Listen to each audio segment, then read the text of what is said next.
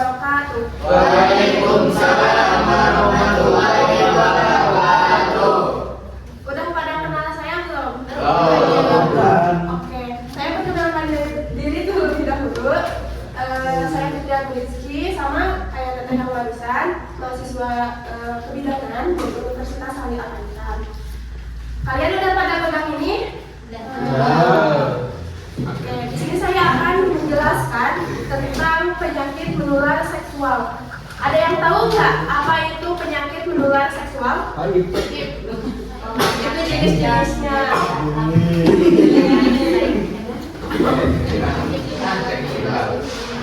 PMS itu adalah penyakit yang disebarkan melalui hubungan seks. Hubungan seks ini bukan hanya antara alat kelamin, tetapi melalui mulut ataupun dubur. Nah, ada beberapa gejala apa? Ini yang belakang. Oke. Ada yang mau ditanyakan lagi? Di sini saya akan menjelaskan apa saja gejala dari PMS. Gejala dari penyakit menular seksual ini, yang pertama ada bintik-bintik yang berisi cairan di area sekitar kelamin kalian. Jadi nanti kalian kalau lagi mandi kalian cek ya apakah ada bintik-bintik itu atau tidak. Yang kedua ada luka tapi tidak sakit, namun permukaannya itu kasar. Terus di sekitarnya itu terdapat kemerahan. Nah, terus adanya kutil yang seperti jengger ayam. Jadi kutilnya itu enggak bulat tapi seperti jengger ayam. Pernah lihat jengger ayam? Jengger ayam jadi ayam jago.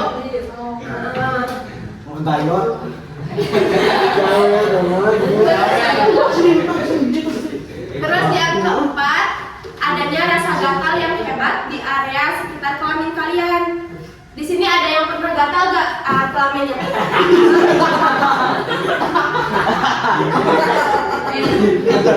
Ayo ada enggak?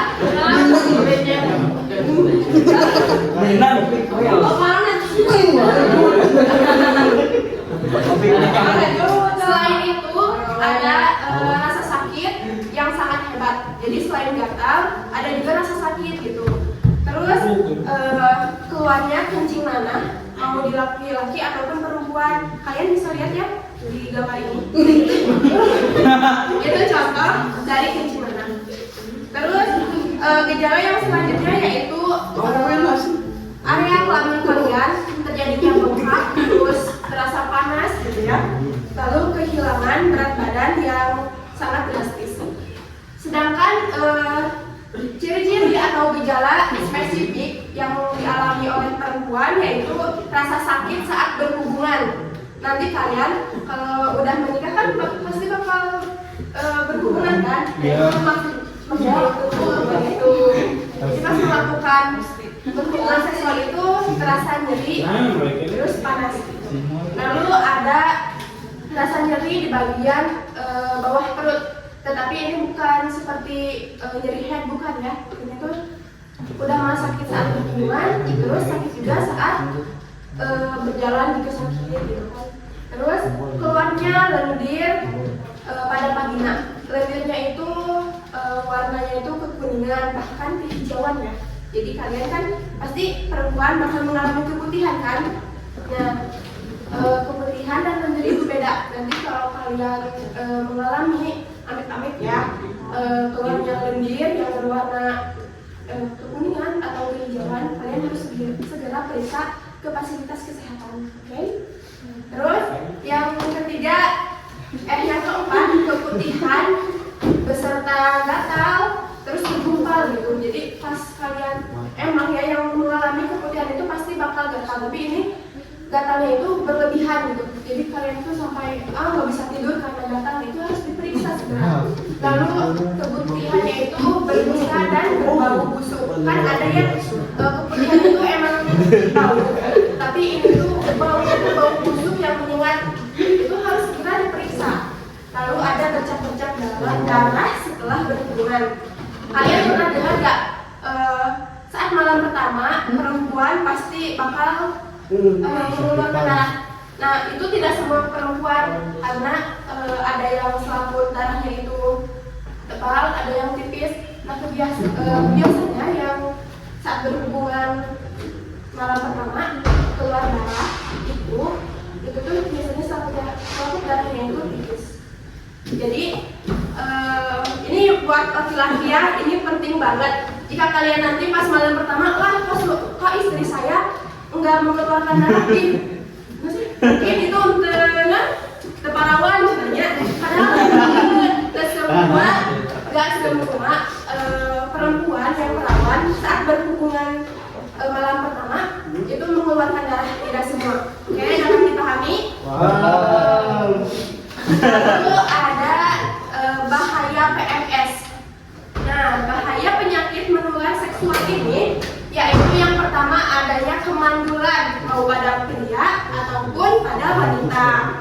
Lalu ada infeksi yang menyebar. Nah, jika amit-amit kalian berhubungan badan gitu kan dengan orang yang terkena infeksi, kan kita tidak tahu ya si orang itu mempunyai penyakit menular seksual atau tidak. Terus kalian tiba-tiba berhubungan sama orang itu, kan nanti juga kalian bakal terkontaminasi. Jadi kalian juga bakal mengalami infeksi tersebut. Terus adanya bayi lahir dengan keadaan prematur gitu. Lalu kalian mengalami penyakit HIV atau AIDS. Nah, untuk macam-macam penyakitnya kalian bisa lihat di sini.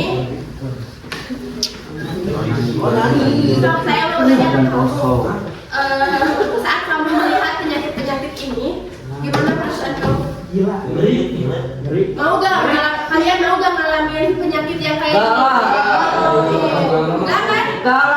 Ya, makanya jangan melakukan hubungan seksual di luar pernikahan ataupun ya jangan bebas gitu ya.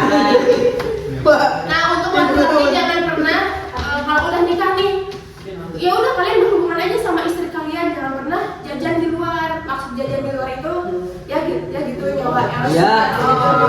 Ada apa-apaan, nggak mungkin dong pada polos-polos.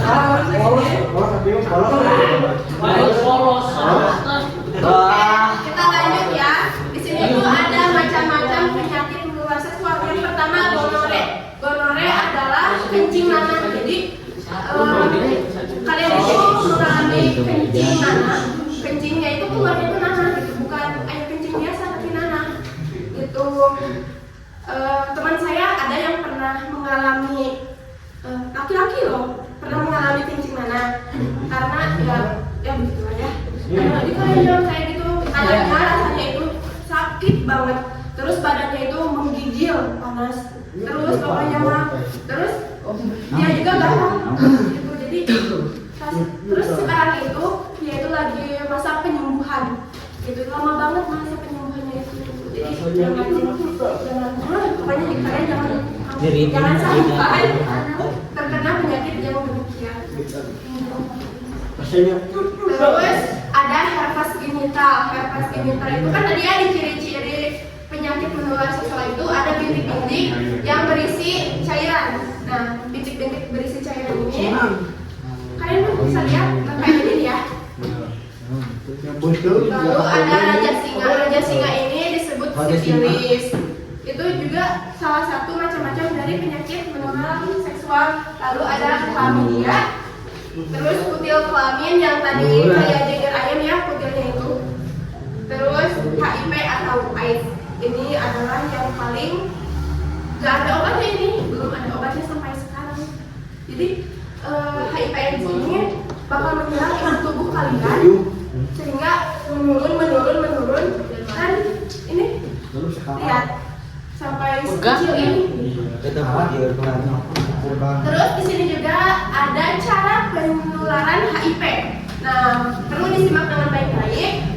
Penularan HIV atau penyakit menular seksual lainnya itu bisa ditularkan melalui darah.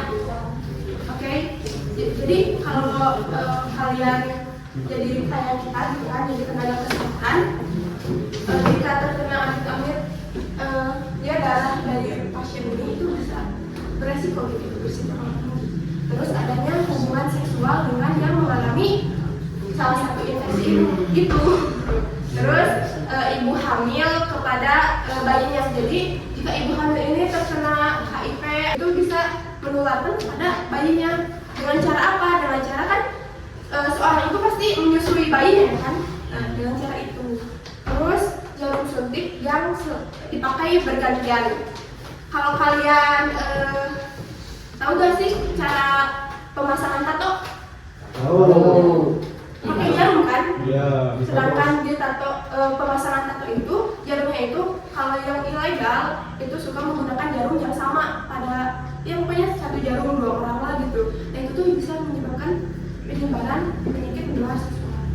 Nah terus bagaimana sih cara pencegahan penyakit menular seksual ini? Yang pertama pastinya kalian tidak melakukan seks di luar pernikahan.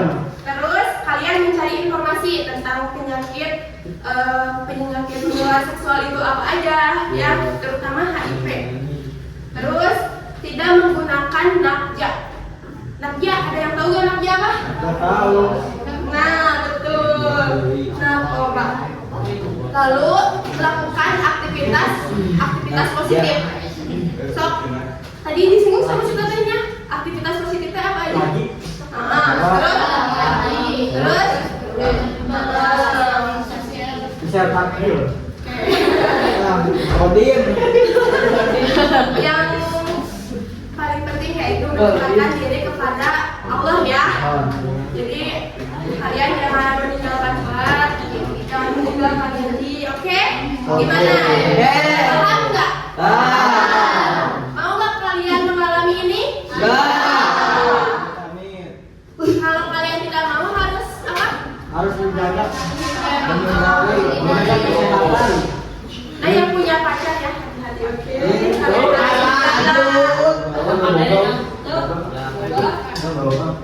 ada yang bertanya nggak? Ada ya. Power. Ada pertanyaan bro? Ada ya.